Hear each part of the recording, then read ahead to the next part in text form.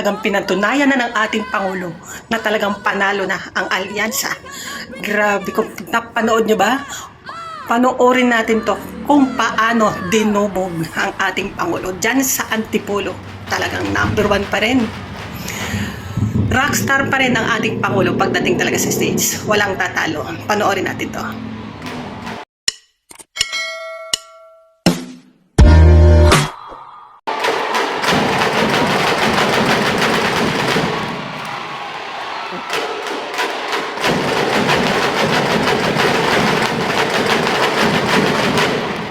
Maraming salamat po.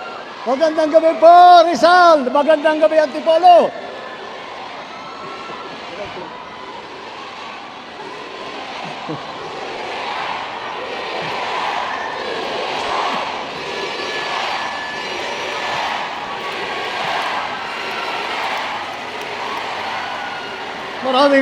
Maraming salamat po. Maraming salamat sa napakainit na salubong na ibinigay ninyo sa amin dito sa grupong alyansa kasama ang ating mga kandidato para sa Senado. Maraming salamat. Akala ko pagkatapos ng halalan noong 2022 ay hindi na natin maririnig yung sigaw na BBM, pero dito sa Antipolo, dito sa Rizal, hindi niyo po nakakalimutan. Maraming salamat naman po.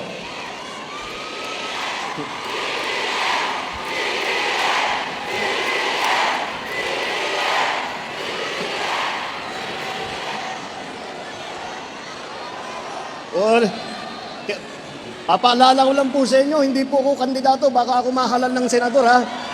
Ito po ang ating mga sa senatorial candidate po.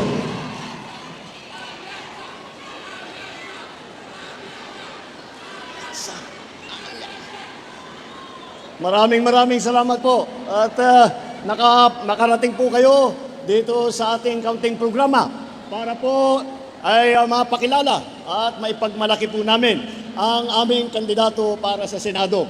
Ngunit palagay ko po, hindi pa po masyadong kailangan mangampanya dahil alam niyo naman po, kilala niyo naman po itong mga magagaling at magigiting na kandidato natin para sa susunod na halalan. At ako po ay napakadali pa para sa akin na mangampanya para sa ating mga kandidato dahil kilalang-kilala naman kung kikilatisin po natin isa-isa yan. Lahat po yan starring, ika nga, kumbaga sa sine. Lahat po starring, hindi lang po yung ating mga superstar na mga artista, kung hindi lahat po ng kandidato para sa senador. Ngayon, itong mga magagaling na grupo na ito, pinagsama-sama po natin. Lahat po ng pinakamagaling at pinakamabuti at pinakamasipag na mga nagsiservisyo publiko sa lahat ng larangan ng politika ay nandito po sila. Kaya ako po ay napakapalad dahil naging madali po ang aking trabaho na maikampanya ang ating mga kandidato. Dahil po, napalad din ako dahil iniisip ko po kapag nahalal po lahat itong kandidato ng alyansa ay napakapalad ko bilang Pangulo na sila po ay aking kasama, sila po ay aking kabalikat sa dami ng ating gagawin. Nakita nyo naman po yung video. Lahat ng malalaking programa, hindi lamang para sa Rizal, kundi hanggang sa buong Calabarzon po, ay kasama po yan. Para matapos po natin, yung mahalagang programang yan, kailangan ko ang tulong ng ating mga senador. Kaya po, dyan, kailangan ko po sila, dapat mahalal talaga sa Senado. Madali naman po nga makita kung bakit dapat sila ay ilalagay natin sa Senado. Ang katotohanan, marami po sa kanila ay naging senador na. Naging senador na si Senator Cayetano. Naging senador na si Senator Lacson. Senator na si Senator Lapid. Senator Pacquiao. Senator Revilla. Si Senator Soto. At saka si Senator Tolentino. Dagdag pa doon, si Senator Tito Soto, hindi lamang senador, naging Senate President pa. At napakagaling na Senate President dahil masasabi ko po yun, dahil ako, nung senador po ako, siya po ang aming Senate President. At nakikita po naman natin na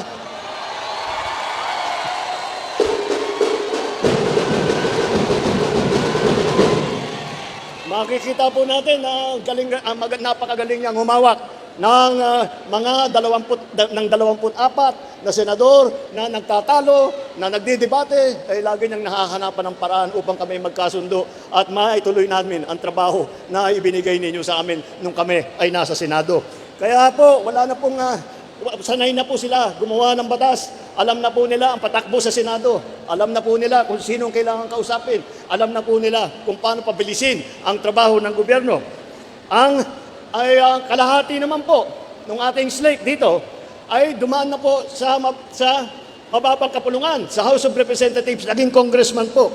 Naging congressman po si Congressman Abalos. Naging congressman po Congressman Binay, Congressman Cayetano, Congressman Pacquiao, Congressman Tulfo, Congressman Villar. Kaya po, pag pinagsama-sama naman po ninyo, ay palagay ko, ako nga, lagi kong iniisip, kung ako naging kandidato bilang senador at hindi ako kasama sa grupong ito, ay baka magdalawang isip ako, nalalabanan ko itong mga ito, mahirap talunin itong mga ito dahil sila po ay talaga piling-pili, sila po talaga ay may mahabang record sa pagtulong sa taong bayan. Apat naman po sa ating mga kandidato, apat naman po sa kanila ay humawak ng itinatawag cabinet position. Bale, sila ay kasama sa kabinete. Unang-una dyan. Alam niyo po, nung bago akong upo bilang Pangulo, kailangan ko mag-appoint ng mga iba't ibang opisyal, mga kalihim ng mga lalaking departamento. Isa doon ay ang Department of Interior and Local Government. Iniisip ko, sino ang kilala ko? Kaninong pangalan ang naririnig ko kapag pinag-uusapan ang mga issue tungkol sa local government? Dahil napakahalaga ang national government at saka ang local government ay magkasama, laging nagtutulungan. Kung hindi po, napakahirap pababain ang programa ng national government. May kilala po ako na naging mayor ng Mandaluyong at kinilala po bilang mayor dahil marami siyang natanggap na premyo. Yan po ay ang naging secretary ng DILG, Secretary Benhur Abalos.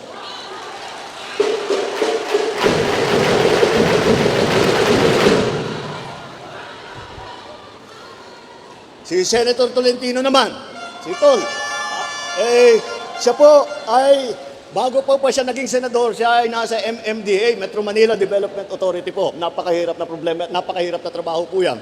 Dahil siya, lahat po ng proyekto ng MMDA, nakasakop po lahat ng bayan, lahat ng lungsod ng Metro Manila. Kaya kailangan niya i-coordinate lahat po yan.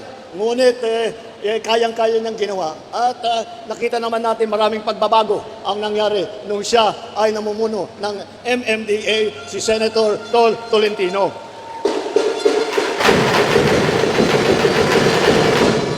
At saka Senator Tolentino po, ito lagi kong binabanggit para maunawaan ninyo kung gaano niya kamahal ang kanyang kababayan. Si Senator Tolentino po, nung panahon, pagkatapos lamang ng Yolanda, andun po kami sa Tacloban. Sa Leyte, umiikot po kami hanggang Samar. Talagang nagmamakaawa po kami sa national government noon na magpadala ng tulong, magpadala ng relief goods, magpadala ng mga heavy equipment para maiasaayos namin, mahukay na namin yung baka sakaling may survivor pa. Ang una pong dumating na ahensya doon sa Tacloban, ang gulat po namin ay ang MMDA kasama si Senator Tolentino ang unang nagdala ng heavy equipment doon sa Tacloban. Napabilis po trabaho. Marami po kaming nasalba dahil sa kanyang ginawa. Andyan din po na humawak ng, sabi ko nga, ito, isa pa to, sinasabi ko nung umupo ako, DSWD, kailangan lagyan natin ng magaling na sekretarya. Dahil maraming gagawin, tutulong talaga sa mga tauhan, sa mga kababayan natin to pagka may pangangailangan. At iniisip ko, sino ang kilala ko na isang tao na buong araw at kuminsan buong gabi ay talagang ang buhay niya ay tinayanan niya upang tumulong sa taong bayan. At sino ba ay yun lamang na isang tao na yan lamang ang iniisip kung paano tulungan, lalo na hindi yung mga mayayaman, hindi yung mga sikat, kung hindi yung mga maliliit, yung mga mahihirap, yung mga nangangailangan ng tulong. At sino pa? At kundi si Secretary Erwin Tulfo ng Department of Social Welfare Development. Kasama din po dyan si Senator Ping Lacson. Si Senator Ping Lacson po ay naging Presidential Assistant for Rehabilitation and Recovery. Yung ahensya po niya ang namamahala para sa pagpaayos ng Region 8 dahil ng pagkatama ng bagyong Yolanda. At dinala po niya lahat ng kanyang galing, lahat ng kanyang kakayahan upang magpatayo ng bahay, upang maglagay ng mga water system, upang ayusin ang mga nasira para tulungan ang mga nasalanta, para matulungan ang mga biktima ng Yolanda. Yan po ay ang kanyang ginawa, kundi po sa kanya, hindi po nakarecover yung aming probinsya, hindi po nakarecover ang mga komunidad sa region nating Governor Lito Lapid. May isa po po. May isa pa po na naging gobernador po ng isang malaking lalawigan. At baka alam niyo po kung sino sa ating mga kandidato ay dati ay naging gobernador ng lalawigan ng Cavite. O, palamukang alam ninyo. Ayan po, alam na po ninyo yung ating kinahahangaan na alam niyo, ang pagkakilala niyo po sa kanya ay bilang artista, action star. Ngunit, tahimik lang po. Hindi lang po yun ang kanyang ginagawa. Tahimik lang pong nagtatrabaho. Nung siya ay nasa Senado, magkasama din po kami. At nakikita ko naman, seryoso siya sa trabaho. At yung pag-aartista niya ay ginagamit niya para makatulong din. Kaya naman, itong ating naging gobernador ng lalawigan ng Cavite, Governor Bong Revilla.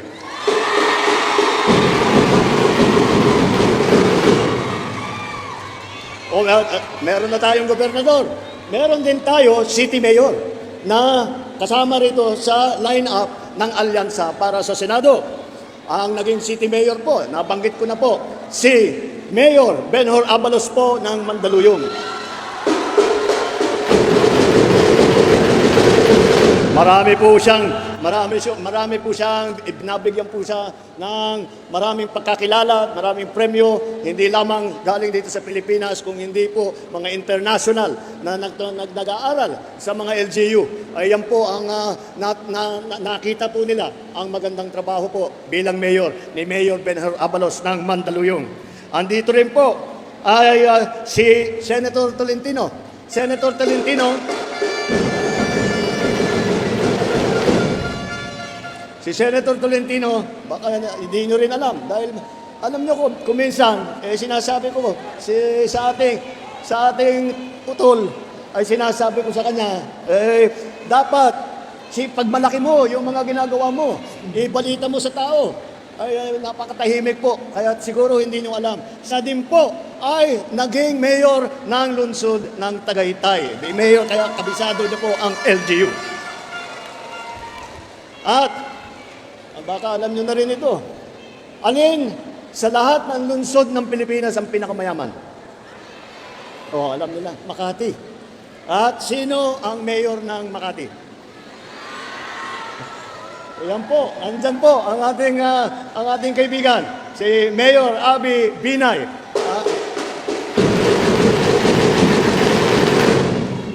Lagi ko siyang tinutokso, sabi ko, madali lang naman. Huwag mo na ipagmalaki yung pagka-mayor mo sa Makati dahil madali ang trabaho ng Makati mayor. Dahil napakarami ang pera, napakaraming pondo. Ika na, hindi, mas nagiging komplikado nga daw yung buhay niya. Pero, ang ginawa niya, ang solusyon niya, dahil marami siyang nakukuha pondo, dahil yung malalaking negosyo po, malaking korporasyon, nandun lang sa Makati. Ginamit po na upang hindi lamang pag-develop ng lungsod ng Makati. Ngunit kung pupunta po kayo ng Makati, kung tiga Makati po kayo, napakaswerte po ninyo. Dahil lahat po ng benepisyo ay binibigay ng lungsod. Lahat po ng benepisyo binibigay sa matatanda, binibigay sa mga bata, binibigay sa mga may sakit. Yan po ang trabaho ng ating butihing Mayor Abby Binay ng Makati. At di po natin kinakalimutan ang boses ng ating kababaihan. Andito po, nagagandahan po yung tatlo naming kandidato rito. At nakangiti lang po yan. Ngunit, asahan po ninyo, napakatapang ninyo, napakasipag po niyan. Hindi nyo kailangan alalahanin na mawawala ang boses ng kababaihan dahil dandyan po sila. At sila ay magiging boses ng kababaihan sa Senado. Sila ang magtatanggol sa karapatan ng ating mga kababaihan dito sa Pilipinas. Dahil batas ang trabaho ng mga legislator, ng mga senador at saka congressman, ay mabuti naman na 4 po sa ating line-up ay mga abogado.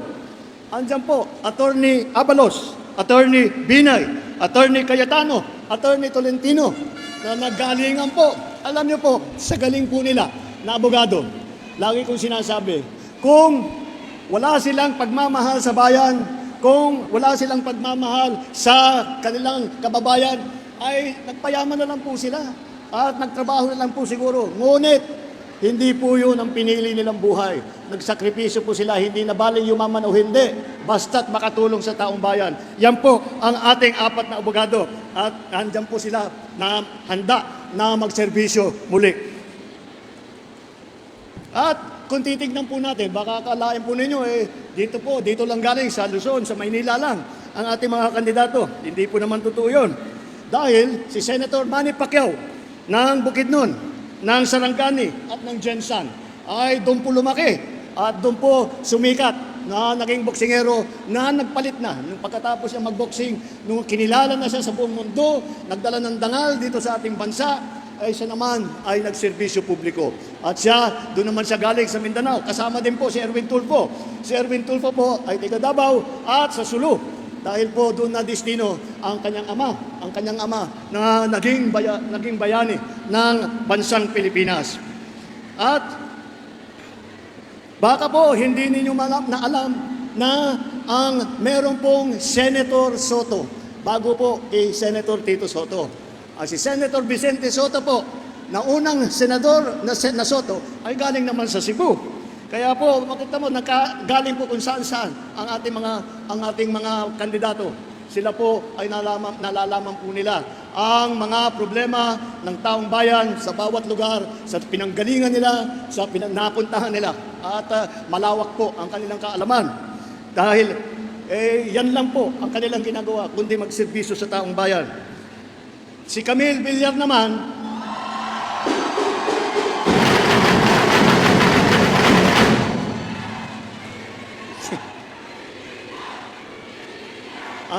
si Camille naman, ngayon nasa Las Piñas na po sila nakatira.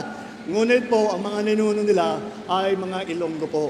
Kaya makita po ninyo, well represented po, maganda po ang representasyon ng ating linya, ng ating kagrupo, ng ating ticket sa lahat ng buong Pilipinas. Mga kababayan, palagay ko, dahil sa narinig nyo na po ang kanilang mga karanasan, narinig nyo na po ang kanilang mga binabalak na gagawin kapag sila ay ibalik ninyo, iluklok ninyo sa Senado. Ito po ay nakikita na po siguro ninyo. Ang tinutunguan po ng alyansa ay ang kapayapaan at ang kaunlaran.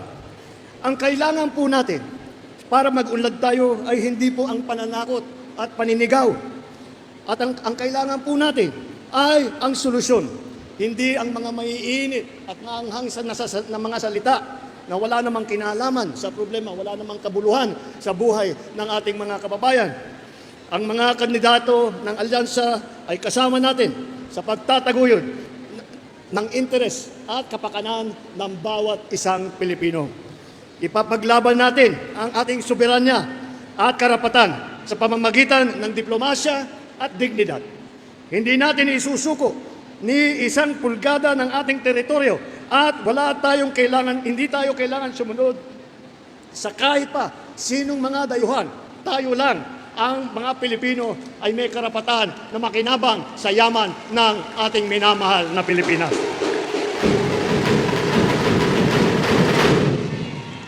Sa laban naman kontra sa krimen at sa droga, wala po sa amin ang naniniwala na kailangan pong pumatay ng libo-libo na Pilipino para lutasin ang problema na yan. Ang kailangan po ay dapat po tulungan po natin ang ating mga kapulisan, suportahan po natin ang ating mga LGU. Yan po ang solusyon. Hindi ang kakarasan na nakita natin na dapat wag natin uulitin. At hindi naman kailangan gawin, may paraan po para matuklasan natin o mabigyan natin ng solusyon ang problema sa kontradroga, ang problema sa krimen. Yan po ay aming paniniwala, yan po ang aming ipaglalaban. May tamang paraan para tiyakin ang kapayapaan. Yan po ay tuluyang pagsuporta sa ating mga kababayan, sa ating mga law enforcement, sa ating mga sundalo, sa ating po lahat po na nagsiservisyo sa tao. Sa pagdating naman po ng ekonomiya, huwag na po tayong babalik dyan sa mga illegal na negosyo kagaya na po ng Pogo. Nakita naman po ninyo nangyari. Yung mga Pogo na yan ang naging pugad ng kaharasan, naging pugad ng krimen. Kaya binan na po natin yan, ay hindi po yan ang solusyon para sa trabaho, para sa taong bayan. Ang solusyon po ay ang tunay na trabaho, kabuhayan, suporta sa maliliit at sa mga nangangailangan. Kaya po, nakilala niyo na po, nakita niyo na po ang aming ipinaglalaban. Narinig niyo na po ang aming panindigan. Narinig niyo na po kung ano ang aming balak gawin kapag sila ay nandyan na sa Senado. Ang iisa lamang na aming iisipin kung paano tulungan ang taong bayan, kung paano pagandahin ang Pilipinas, kung paano pagandahin ang buhay ng bawat Pilipino, ng bawat pamilyang Pilipino. Yan po ang aming layunin. Yan po ang aming ipaglalaban. Yan po ang alyansa. Kaya po sa Mayo po, huwag na kayong magdalawang isip. Alyansa all the way! Alyansa sa bagong Pilipinas!